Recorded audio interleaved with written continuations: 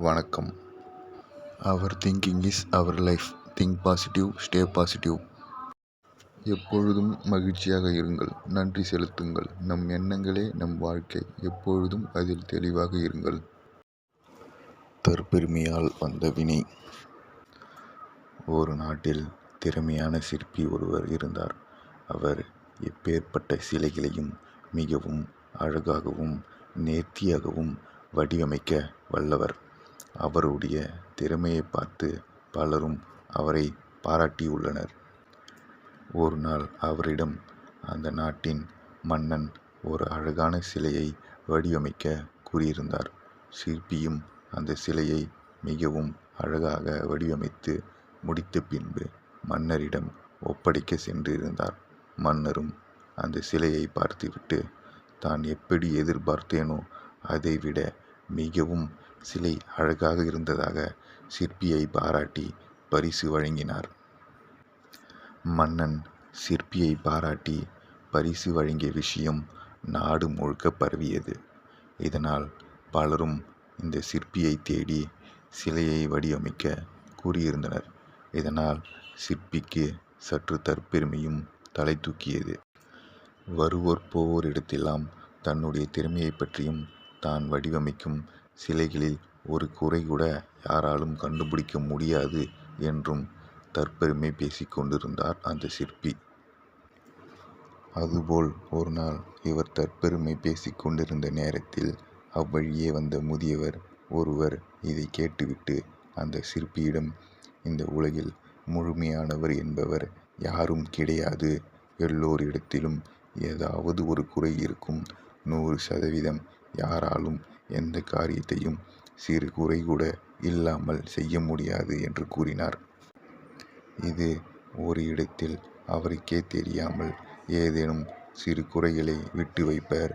அது அவர்கள் கண்களுக்கு புலப்படுவதில்லை, அவ்வளவுதான் என்று கூறி, இவ்வளவு தற்பெருமை கொள்ளாது என்று கூறினார்.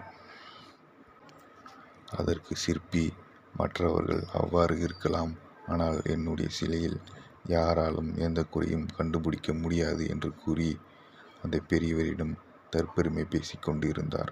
அதற்கு அந்த பெரியவர், இந்த தற்பெருமையே உன்னை ஒரு நாள் ஆபத்தில் கொண்டு போய் சேர்க்கப் போகிறது.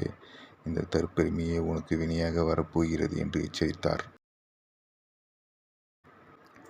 ஒரு நாள் சிற்பி இரவில் தூங்கிக் கொண்டிருக்கும்போது யமதூதர்கள் இருவர் வந்து, உன் காலம் முடிந்து விட்டது, நீ மேலோகம் எங்களுடன் செல்லும் நேரம் வந்துவிட்டது, எங்களோடு வா என்று அழைத்தனர். அதற்கு சிற்பியோ, என்னால் வர முடியாது, நான் இன்னும் வாழப்போகிறேன், என்னை விட்டுவிடுங்கள் என்று அவர்களிடம் கெஞ்சினார். அப்போது தூக்கத்திலிருந்து முழித்தவர் அப்போதுதான், அப்பாடா, தான் இவ்வளவு நேரம் கனவில் இருந்தேனா என்று பெருமூச்சு விட்டார். அப்போது அவருக்கு ஒரு யோசனை வந்தது. கனவில் வந்தது போல் நிஜத்தில் யமதூதர்கள் வந்தால் என்ன செய்வது என்று யோசித்தார். அப்போது அவர்களிடம் இருந்து எவ்வாறு தப்பிக்கலாம் என்று யோசித்து, சிற்பக்கலையில் வல்லவரான இவர் தன்னை போலவே இருக்கும் சிலைகளை வடிவமைத்தார். யமதூதர்கள் வந்தால் இந்த சிலைகளுக்கு நடுவே நாம் சென்று நின்று கொண்டால் யமதூதர்களுக்கு யார் உண்மையில் சிலை, யார் மனிதன் என்று தெரியாது. அதனால் அவர்கள் குழம்பி சென்று விடுவார்கள் என்று நினைத்தார். அதுபோலவே சிலைகளை வடிவமைத்தார். அதுபோலவே யமதூதர்களும் ஒரு நாள் வந்தனர். அவர் நினைத்தது போலவே யமதூதர்களால் சிற்பியை அடையாளம் காண முடியவில்லை. எது சிலை, எது சிற்பி என்று குழம்பி மீண்டும் யமலோகம் சென்று யமனிடம் நடந்ததை முறையிட்டனர். யமன் அவர்களிடம் ஒரு யோசனை ஒன்றை கூறினார். அந்த சிற்பி ஒரு தற்பெருமை உள்ளவன்.